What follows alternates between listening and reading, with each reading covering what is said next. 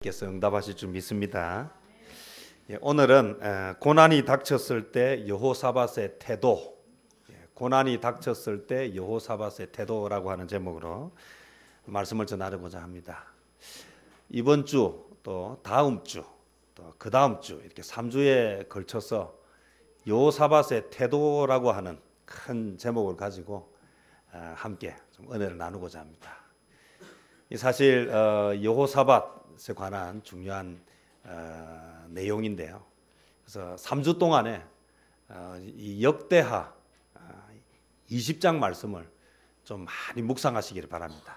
그래서 한 주 동안 우리가 오늘 주신 본문 말씀을 읽고 또 묵상하고 또 다음 주에도 그 다음 주에도 그렇게 한 3주간 우리가 역대하 20장 말씀을 좀 붙잡고 나가기를 바라고요. 그 다음 주일은 또 종려주일이고, 그 다음 또 부활주일이라서 우리 고난이라고 하는 부분을 한번 생각하고 고난에 대해서 어떠한 태도를 가져야 하는가, 또 그렇게 했을 때 하나님이 어떻게 반응하시는가, 또 하나님이 응답을 주셨을 때에 어떻게 행동해야 하는가, 결과가 나타났을 때는 그럼 또 어떻게 해야 하는가, 이렇게 해서 3주에 걸쳐서 여호사밧이라고 하는 왕을 통해서 함께 교훈을 얻고자 합니다. 오늘은 성경에 나오는 많은 그런 위대한 하나님의 사람들 중에서 이 여호사밧이라고 하는 왕을 통해서 함께 교훈을 얻고자 하는데요. 그 가운데 고난을 맞이했을 때, 우리 앞에 고난이 왔을 때에 여호사밧은 어떻게 했는가? 우리도 살아가면서 여호사밧이 당한 고난 똑같지는 않지만 비슷한 고난들이 많이 있습니다. 성경에는 뭐 여호사밧만 그런 게 아니고 다윗도 그렇고 히스기야도 그렇고 오늘 성경에 나오는 수많은 사람들의 생활 가운데에 많은 고난과 역경이 있었습니다. 그 중에서 우리가 한 사람을 통해서 집중적으로 살펴보고자 합니다. 이 여호사밧이라고 하는 왕은 고난이 왔을 때에 한마디로 이야기하면 하나님을 의지했던 사람이다.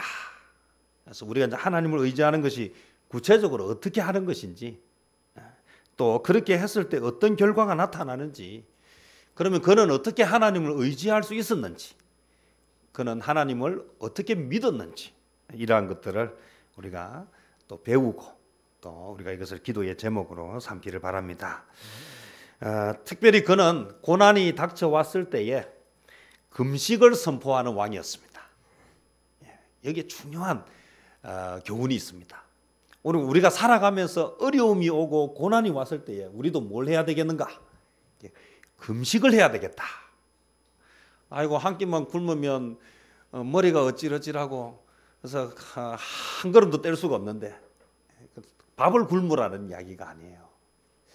물론 금식을 한다는 것은 곡기를 끊는 것입니다. 말 그대로 금식을 하는 것도 참 좋은 방법입니다.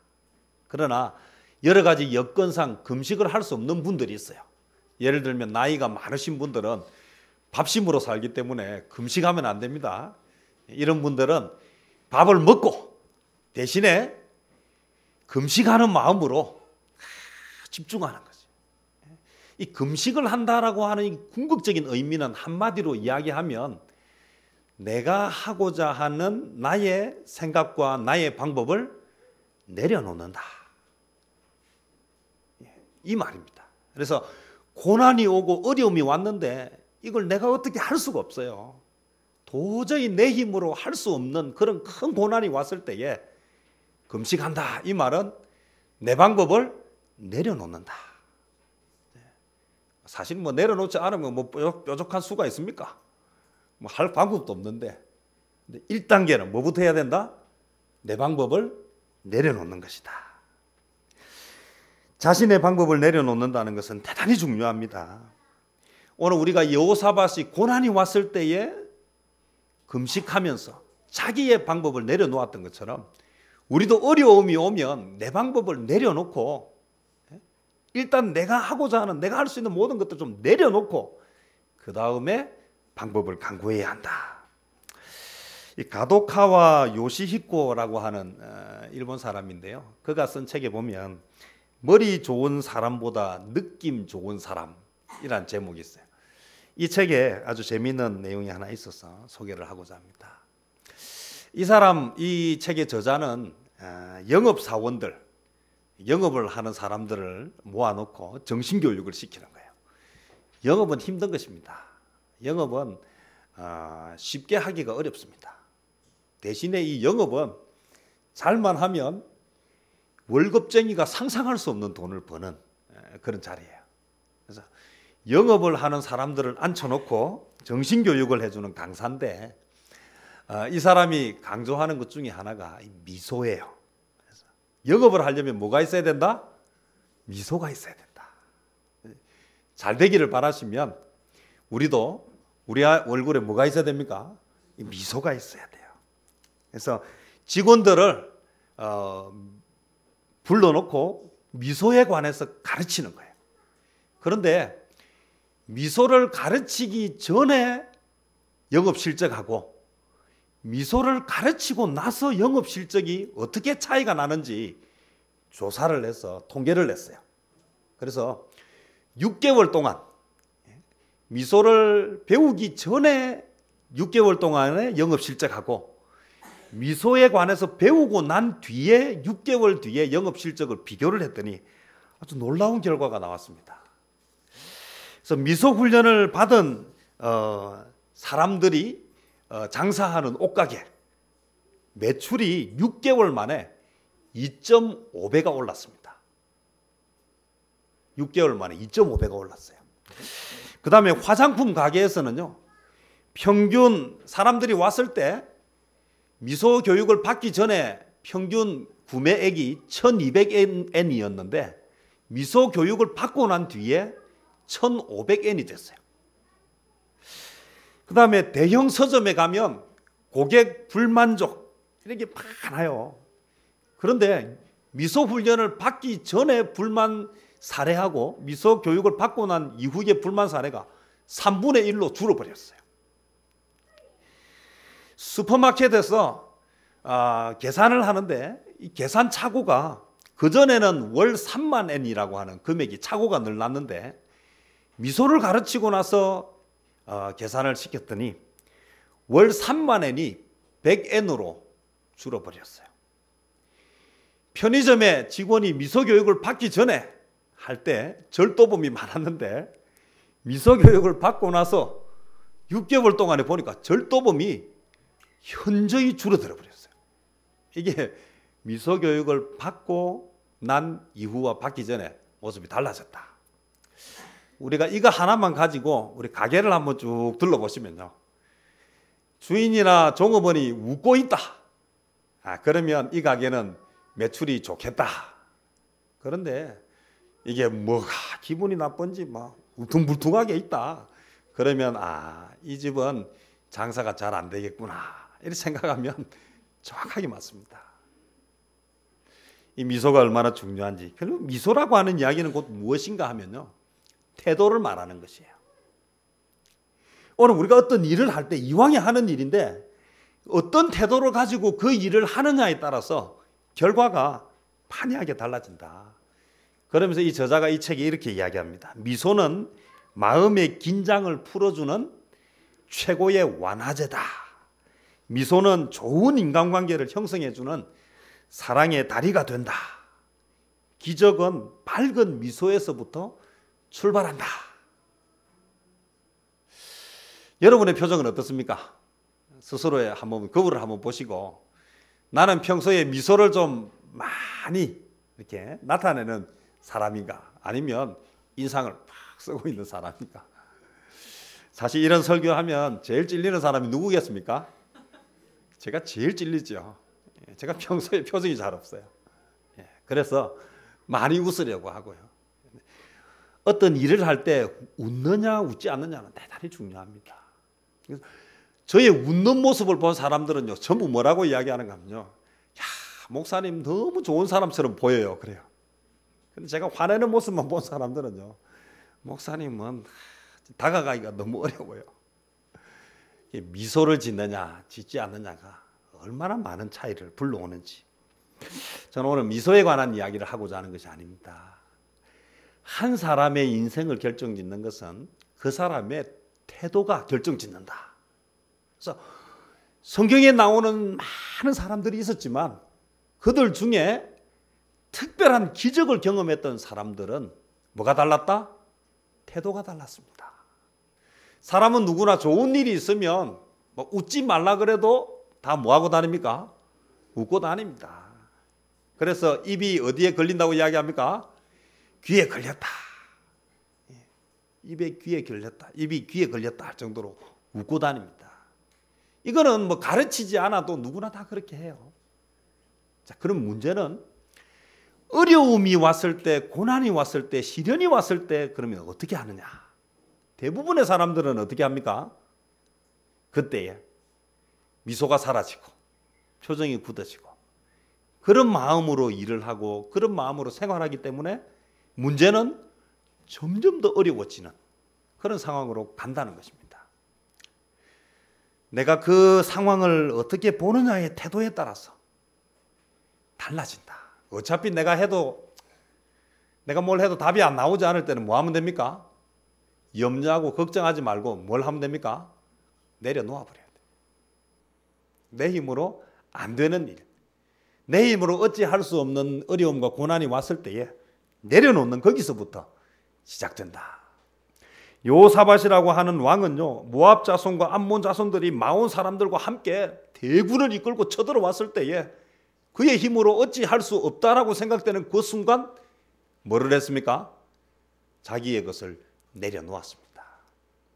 적이 쳐들어오면 전쟁을 해야 되고 전쟁을 하려고 하면 뭐부터 먹어야 됩니까? 밥부터 먹어야 되는데 그는 곡기를 끊어버렸습니다.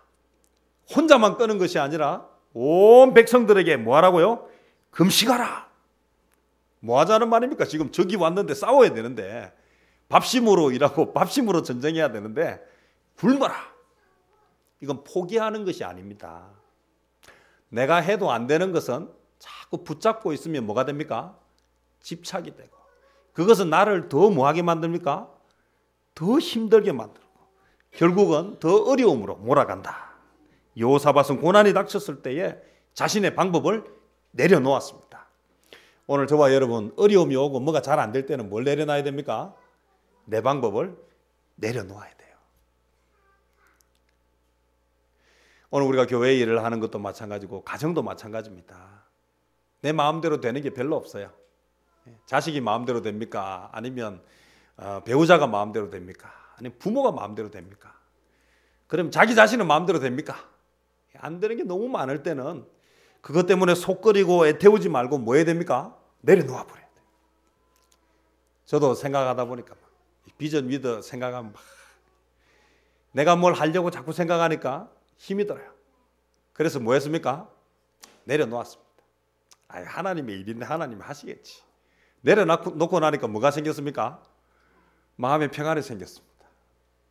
그래서 미소가 다시 살아났어요. 이제 별로 힘들지 않아요. 하나님이 하시겠지. 내가 뭘 한다고 되나? 내려놓고 나니까 보이기 시작해요. 어디서부터 내 힘이 들어갔는가? 어디서부터 내 방법이 들어갔는가? 처음 마음을 어디서부터 잃어버렸을까? 보이기 시작하니까 답이 나온다는 것입니다. 오늘 여호사밧은 고난이 닥쳐왔을 때 내 힘으로 어떻게 할 수 없을 때 나 내려놓았다. 그것이 금식을 선포하는 것이었다. 오늘 저와 여러분도 고난이 올 때 뭐 해야 된다? 내려놓으시기를 바랍니다. 그럼 두 번째로요. 이 여호사밧은 고난이 닥쳐왔을 때 내려놓기만 했는가? 다음 단계가 있어요. 그 단계가 무엇입니까? 그는 성전 앞으로 나아갔습니다. 왜요? 내가 이제 할 수 없으니까 내려놓고 그러면 이걸 그대로 둘 수는 없잖아요. 그래서 이제 누구한테 맡깁니까? 하나님께 맡기는 것입니다. 하나님께 맡기는 가장 구체적인 그 그림이 무엇인가 하면 성전 앞으로 나아갔다. 오늘 여호사밧이 3절에 보니까 두려웠습니다. 어려움이 오고 고난이 오면 두려워요. 그래서 뭐 했습니까? 금식하라. 이제 다 내려놔라. 이건 우리 힘으로 되는 것이 아니다. 그러고 나서 4절에 보니까 유다 사람이 여호와께 도우심을 구하려 하여 유다 모든 성읍에서 모여와서 여호와께 간구하더라. 모여와서 어디로 모여왔다는 말입니까? 5절에 보면 여호사밧이 여호와의 전 셋들 앞에서 유다와 예루살렘 회중 가운데 서서, 그럼 이들이 어디로 모여왔다는 말입니까? 성전으로 모여왔다. 문제가 생기면 내려놓고 어디로 와야 됩니까? 성전으로 와야 합니다. 제가 비전 위드 일을 탁 내려놓고 그 다음에 제가 뭐 하겠습니까? 이제 기도하죠. 하나님이 어떻게 하시는가? 하나님이 어떻게 하실까? 어떻게 하면 이 문제를 해결할 수 있을까? 어떻게 하면 지금보다 더 나은 인생을 살 수 있을까? 오늘 하나님 앞에 나와야 합니다. 그는 연합군이 막 쳐들어왔을 때에 그는 왕이었음에도 불구하고 그는 기꺼이 백성들과 함께 금식을 선포하고 하나님 앞에 나아왔습니다. 그리고 하나님 앞에 뭐 했습니까? 기도하였다. 오늘 고난이 올 때요, 나의 것을 기도해야 뭐가 나옵니까? 답이 나옵니다. 대부분의 사람들은 고난이 오면 뭐합니까? 한잔하죠. 대부분의 사람들은 힘이 들면 어떻게 합니까? 노래방을 가죠. 신나게 노래를 부르고 나면 기분이 좋아집니다. 그런데 그리고 나서 다시 현장으로 돌아오면 문제가 어떻게 되어 있습니까? 그대로 있다는 것입니다. 그대로 해결되지 않아요. 오늘 문제의 해결은 어디에서부터 찾아야 합니까? 하나님께로부터 찾아야 한다. 그는 하나님께 나와서 하나님께 맡겼더니 뭐가 보이기 시작했습니까? 지금까지 고난과 역경 가운데서 역사하시고 함께 하셨던 하나님이 보이기 시작했다는 것입니다. 회중 가운데 서서 이제 자기의 것을 다 내려놓고 금식을 선포하고 성전에 모아놓고 나니까 하나님이 보이기 시작했어요. 그래서 오늘 6절에 보니까 이렇게 이야기합니다. 우리 조상들의 하나님 여호와여, 주는 하늘에서 하나님이 아니십니까? 하늘에서 하나님이 아니십니까? 이방 사람들의 모든 나라를 다스리시는 분이 아니십니까? 주의 손에 권세와 능력이 있사오니 능히 주와 맞설 사람이 없습니다. 좀 전까지는 두려웠습니다. 그런데 내려놓고 성전에 와서 기도하고 말씀을 듣다 보니까 누가 보이기 시작했습니까? 하나님이 보이기 시작했습니다. 하나님이 보이기 시작하니까 이제는 뭐가 사라지기 시작합니까? 두려움이 사라진다는 것입니다. 우리 하나님이시여, 전에 이 땅 주민을 주의 백성 이스라엘 앞에서 쫓아내시고 그 땅을 주께서 사랑하시는 아브라함의 자손에게 영원히 주지 아니하셨나이까?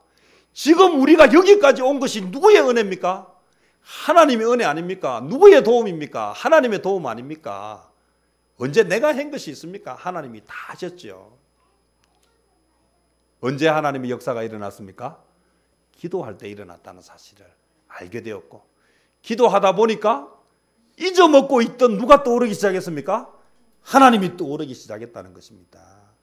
사람 만나서 아무리 이야기하고요, 밤새도록 나누어도요, 거기에는 뭐가 없습니까? 답이 없습니다. 오늘 어떤 일을 하고 나면요, 항상 극명하게 나누어집니다. 일이 끝나고 나서 하나님 앞에 나오는 사람이 있고, 일이 끝나고 나서 하나님을 떠나는 사람들이 있어요. 그 사람의 삶은 현장에는 있지만 결과가 다르게 나타난다는 것입니다. 영업을 그렇게 열심히 하는데도 불구하고 미소가 사라진 사람들이 영업할 때는 수고는 수고대로 하는데 결과는 원하는 만큼 나오지 않지만, 미소를 가지고 일을 했더니 결과가 바뀌기 시작했다. 태도가 중요하듯이 두려워 떨고 있는 모습 가운데에서 오늘 적은 두려워하지 않습니다. 그러나 하나님을 의지하고 하나님 앞에 모든 것을 맡기고 하나님을 만나고 나면 다시 뭐가 생깁니까? 용기가 생기고 담대함이 생기고, 그렇게 나가면 오늘 거기에는 놀라운 하나님의 승리가 주어진다. 홍해를 가르시고 430년 동안 이집트에 갇혀 있었던, 그러면서 그동안 배웠던 그 혹독하고 어려운 시간들을 다 사라지게 만들고 하나님의 사람들로 연단시킨 그 40년 광야 생활 동안 하나님이 어떻게 인도하셨습니까? 광야에서 죽도록 고생만 했습니까? 아닙니다. 40년 동안 그들을 먹이시고 입히시고 그들을 인도하시고 보호하시고 매 순간 기적의 시간들을 경험하게 하심으로 하나님의 백성들로 새로워지게 하셨다는 사실을 보게 된 것입니다. 이번 이 일도 지금까지 행하셨던 수많은 기적들 가운데 하나가 될 것이라고 하는 확신이 생긴 것입니다. 고난이 닥쳐올 때 그는 제일 먼저 한 일은 금식하며 자기를 내려놓고 자기의 방법을 내려놓고 그다음에 주의 전에 와서 하나님 앞에 기도하니까 하나님께서 그의 마음속에 새로운 용기를 주시고 하나님이 어떤 분인지를 새롭게 가르쳐 주셔서 이제는 두려움이 사라지고 용기가 생기게 했다라는 것입니다. 그러고 나니 이 문제를 이제 누가 해결해야 됩니까? 하나님이 해결하셔야 된다는 것을 알게 된 것입니다. 아, 이건 내가 해서 되는 일이 아니구나. 내 방법으로는 안 되는 것이구나. 하나님이 해결하시면 한 방에 해결되는 일이구나. 그래서 나온 놀라운 고백이 오늘 12절입니다. 우리 다 같이 한번 읽어볼까요? 12절 시작. 우리 하나님이여 그들을 징벌하지 아니하시나이까. 우리를 치러 오는 이 큰 무리를 우리가 대적할 능력이 없고 어떻게 할 줄도 알지 못하옵고 오직 주만 바라보나이다 하고. 상황을 외면하고 있습니까? 상황을 제대로 파악하지 못하고 있습니까? 아닙니다. 정확하게 보고 있습니다. 그들이 너무 큰 무리예요. 그래서 여호사밧과 이스라엘 백성들로는 어떻게 할 수가 없어요. 그래서 고백합니다. 우리는 대적할 능력이 없습니다. 어떻게 해야 할지도 알지 못합니다. 그러나 주님은 하실 수 있습니다. 그래서 우리는 뭐만 합니까? 주만 바라봅니다. 고난이 닥쳐올 때 주만 바라보는 성도들이 되시기를 바랍니다.